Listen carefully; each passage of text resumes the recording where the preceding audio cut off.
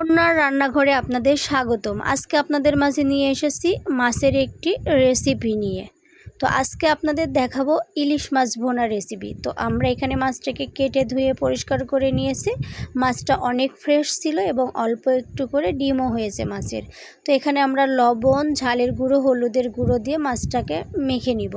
মাছটা আপনারা অবশ্যই কিছু সময় মেখে রাখবেন, এতে মাছটা টেস্ট হবে। এদিকে তেলটা গরম করে আমরা মাছটা একটু হালকা করে ভেজে নেব। মাছটা একটু ভেজে রান্না করলে ভোনা মাছটা খেতে খুবই ভালো লাগে।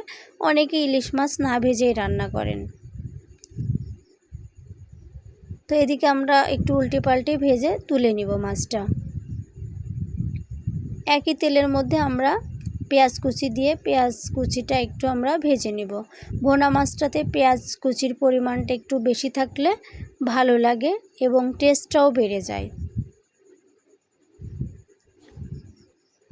তো পেঁয়াজটা যখন একটু নরম হয়ে আসবে তখন আমরা মশলাগুলো অ্যাড করে দেব।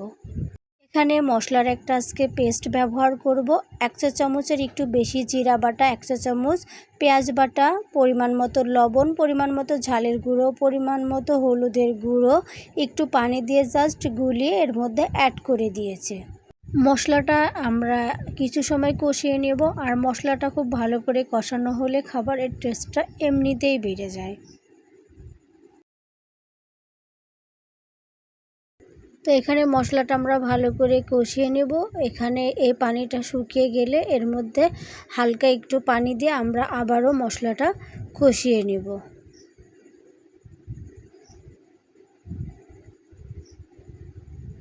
তো এখানে আমরা অল্প পরিমাণ পানি অ্যাড করব।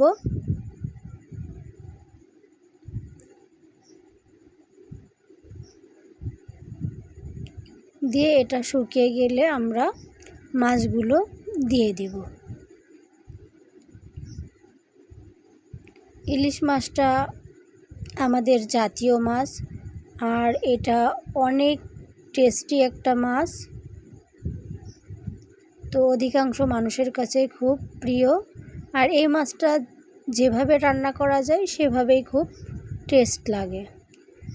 তো মশলাটা খুব ভালো করে কষিয়ে নিয়ে ভেজে রাখা মাছগুলো এর মধ্যে দিয়ে আমরা উল্টিয়ে পাল্টিয়ে মশলাটার সঙ্গে কিছু সময় আমরা কষিয়ে নিয়ে তারপরে ঝোলের জন্য পানি অ্যাড করব। এতে মাছটা খুবই টেস্ট হবে। এভাবে মাছ ভোনা করলে খুবই ভালো লাগে। পোলাও, সাদা ভাত, এমনকি এই ইলিশ মাছ নাকি রুটির সাথেও খুব ভালো লাগে, ইলিশ রুটি। আপনারা যদি খেয়ে থাকেন অবশ্যই কমেন্টে জানাবেন। আমার কখনো অবশ্য খাওয়া হয়নি, আমি টেস্টটা জানি না, শুনেছি মাত্র। তো ঝোলের জন্য পানি অ্যাড করে দিয়েছি। এখানে খুব বেশি পানি অ্যাড করার প্রয়োজন নেই।